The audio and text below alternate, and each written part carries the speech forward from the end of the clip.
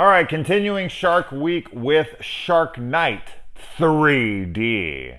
This time it's in 3 dimensions. So, this is the first 3D shark movie since Jaws 3, and it is currently streaming on the Sci Fi app, which I would not recommend because the quality during the entire film was garbage. And the commercials would just abruptly cut in right in the middle. Like, it would just be in the middle of dialogue and boom, it would just cut straight to a commercial, and it was like a hard cut, so you'd just be immediately in an ad for like men's hair loss. It was wild. It was jarring in the moment. I was like, what the fuck? It was more startling than anything in this terrible ass movie. All right, so I saw this right when it came out in 2011, and I mean, my first reason for going was to see Sarah Paxton running around in a bikini for the entire film, which is exactly what I got. This film does not shy away from what its target audience is, but the film itself does kind of shy away from what the audience actually wants, and that's TNA. And the reason we can't get TNA in this movie, PG-13. So you're gonna make this, young teeny bopper horror thriller shark movie with a bunch of chicks in bikinis and tease that they're taking their tops off throughout the movie, but we never actually get to see any boobies or anything in this movie because we're limited to a PG-13 film. Very frustrating, and that's not the reason I dislike it. I know a lot of people just label me as a pervert, and it's like, oh, well, if chicks are naked in it and there's hot chicks in it, Jason's gonna like it. Bullshit. There's plenty of movies. Here's one. You can put as many hot chicks in bikinis and whatnot as you want, and yes, they're not naked, but you can throw plenty of naked women in a movie, and I could still be like, okay, that was a nice aspect of the movie, emphasis on the ass, but it ain't doing it for me. That's not enough. I can watch porno for that. If I wanted to see naked chicks and that's all I wanted to see, I have, websites for that I can go to. So, it's a nice addition, but it's not going to make the entire film. But yeah, we got this hot chick in the water here, which I think they're hot from what I could tell from the horrid quality that my TV was giving out to me. So I don't know if the Sci-Fi app just sucks or what, but it does suck. I will say that because the controls were all broken. I kept trying to go down and fast forward, but it wouldn't let me really fast forward. Every time I tried, it would just keep boosting it up. And every time I tried to press down more to get to the options button, nothing was working. This app was absolutely broken.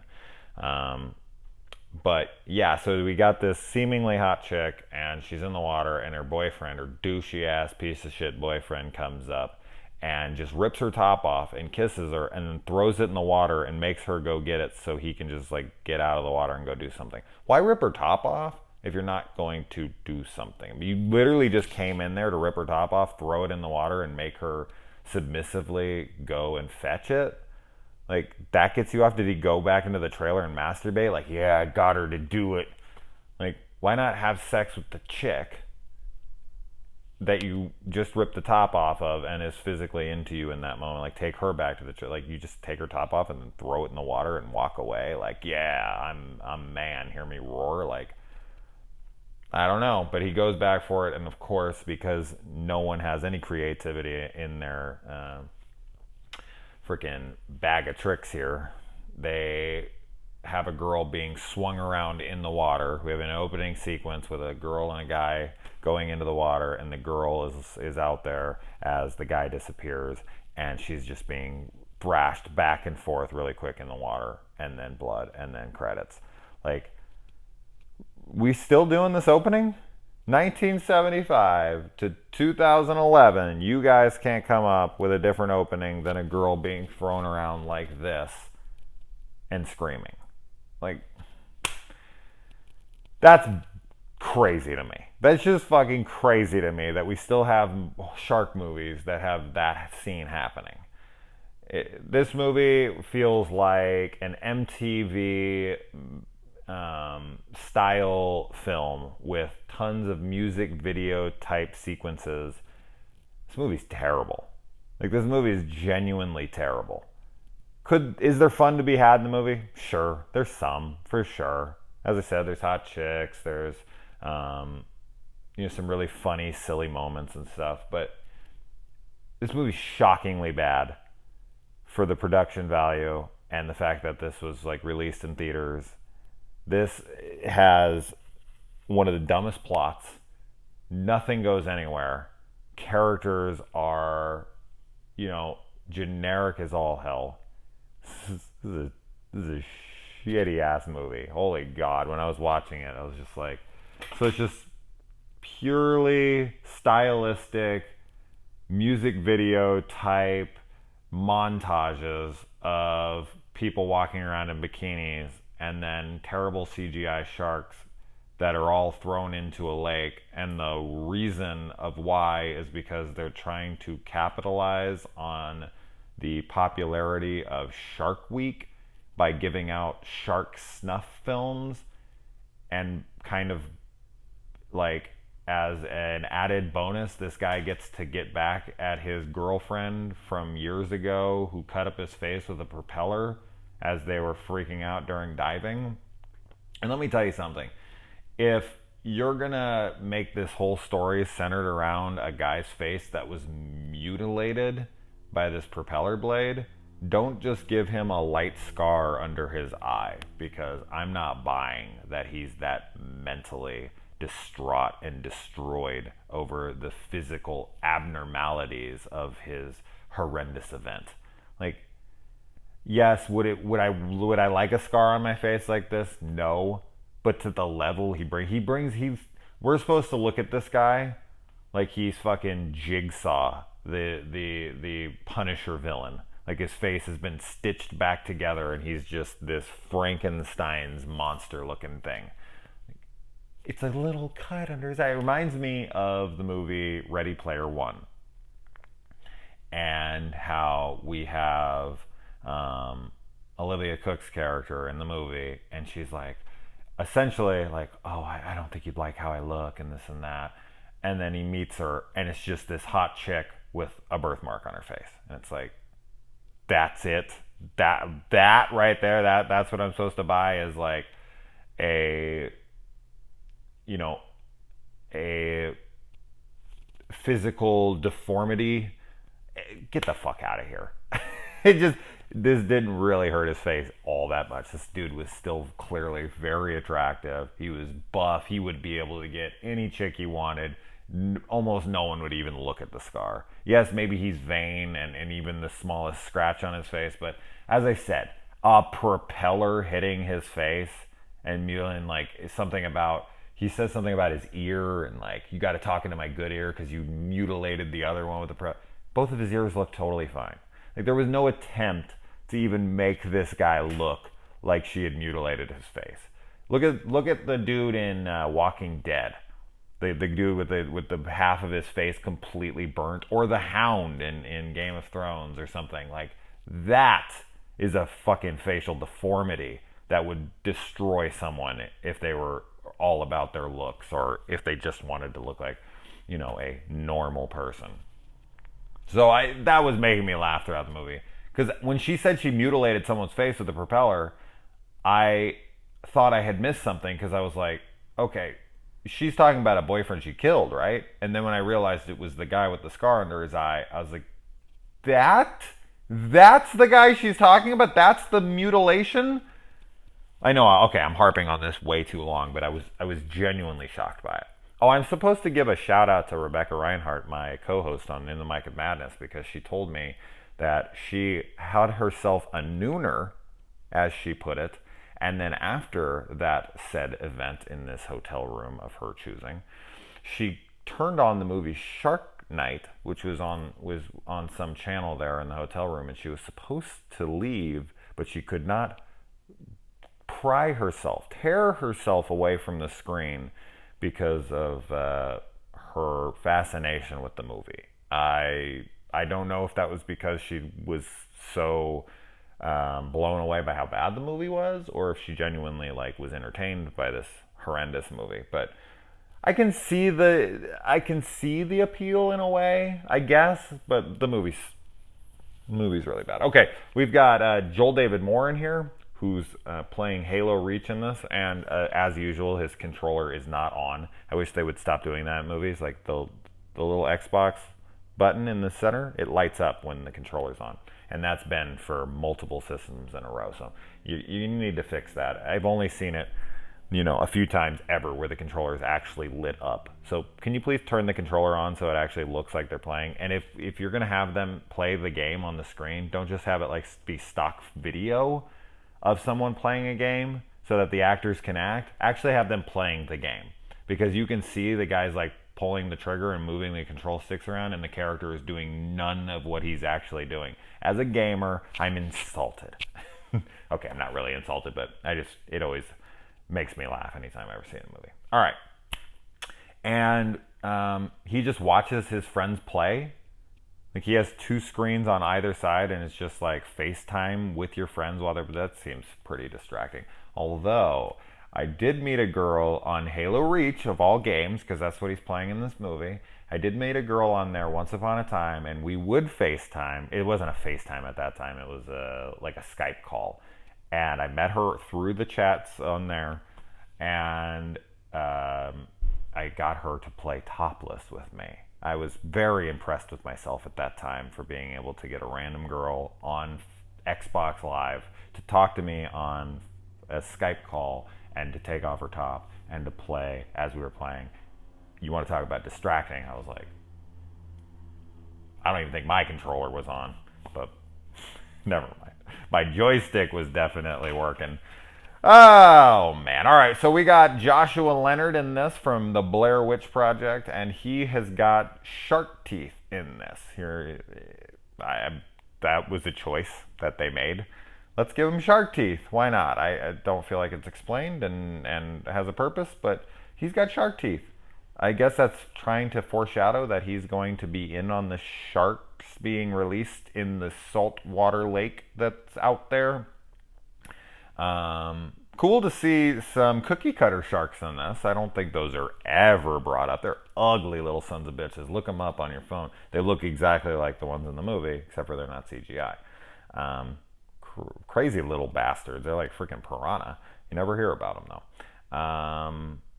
And we got this Jaws 2 water skiing being chased sequence in here, so more Jaws ripoff stuff, and his arm is completely bit off. And so they're going to transport this guy because he's injured and he needs to get to a hospital as quick as possible. And they're trying, and a shark is swimming so fast that he can catch up to a speedboat that's going who fucking knows how fast. I don't know what knots equate to like miles per hour, but they're going like 40, 50 freaking miles, but they're going really fast. And this shark is ramming into the back of him, throws the girl off the back, and he eats her. And so they take the guy back to the house, and while they're going back there, the boat's out of control. They can't slow it down, so they decide to jump off. But before they jump off, she may have wanted to turn the wheel just a little bit so that the boat didn't crash right in to the fucking gas station that they have at her mansion house on some private island her family owns.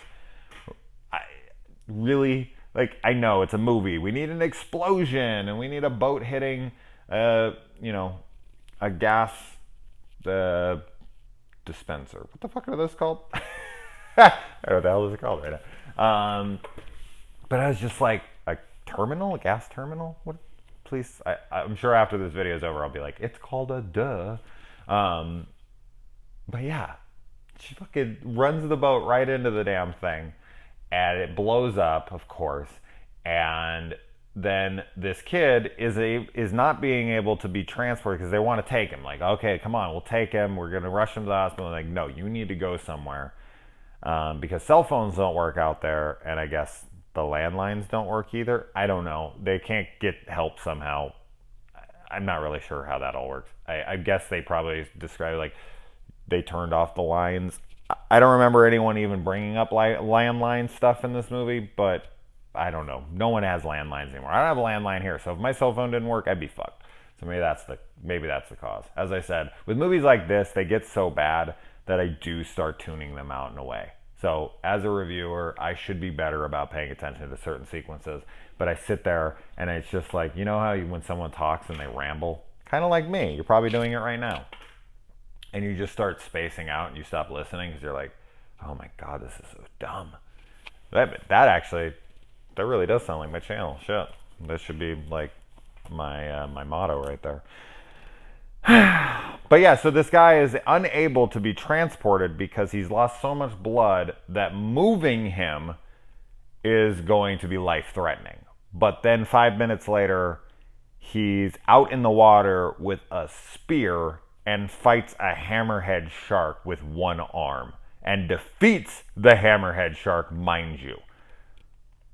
So this guy is not going to be a doctor anytime soon, because if you think your patient is not even well enough to be transported, to be picked up and put down somewhere, but then he's out fighting sharks with one arm and a spear not 5 minutes later, you made the wrong call.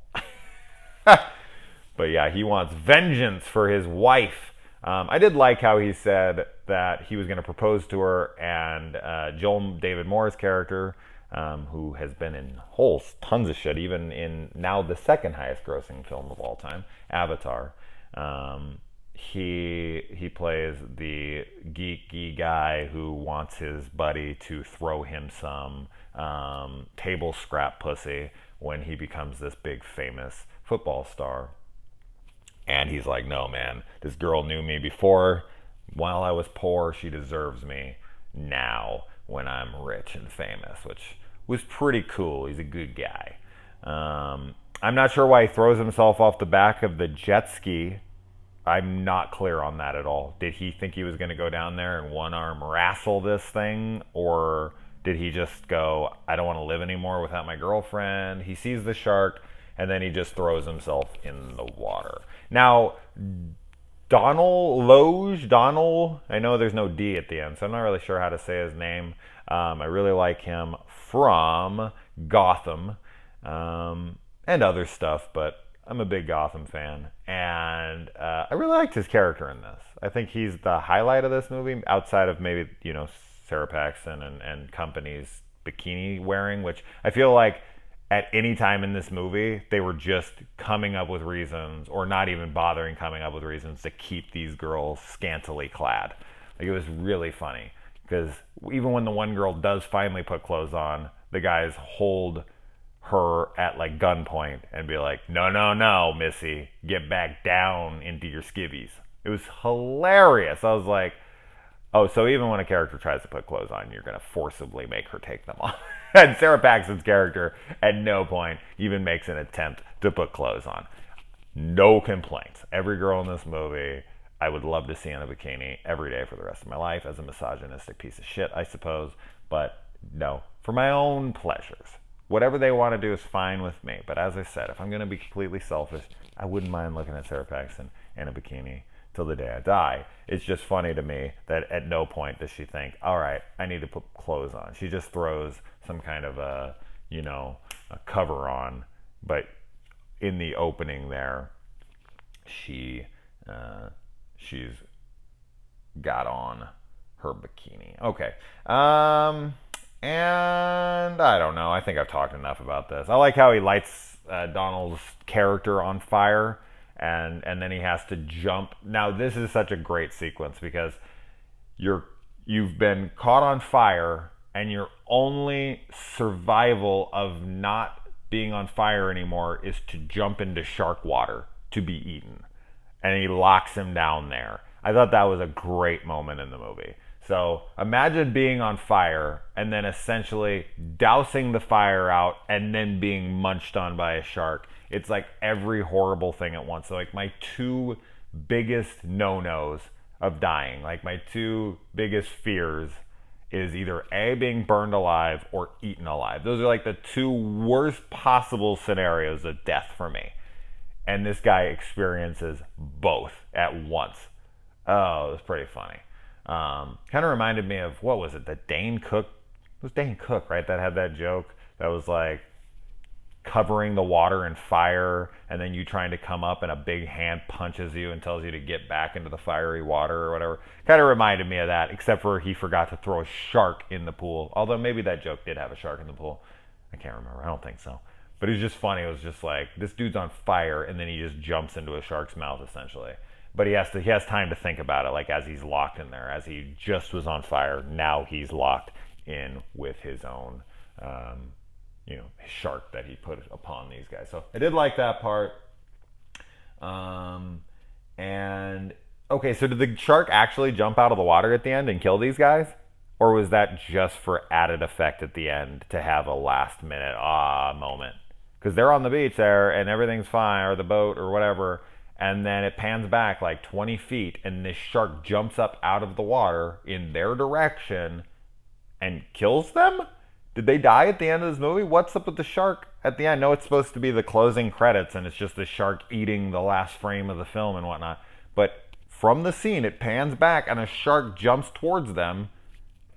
I have to imagine, because it kind of ends happy. It's kind of like he gets the girl.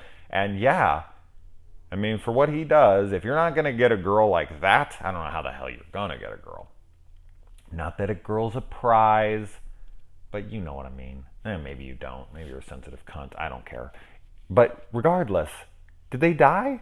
Is that the end of this movie? Is it a downer ending? I don't know. A guy shoots a double-barrel shotgun 3 times in this.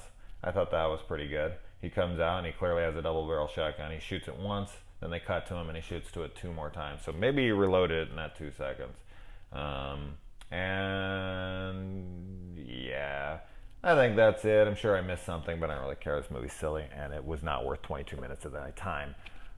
All right, next up will be The Last Shark. Adios.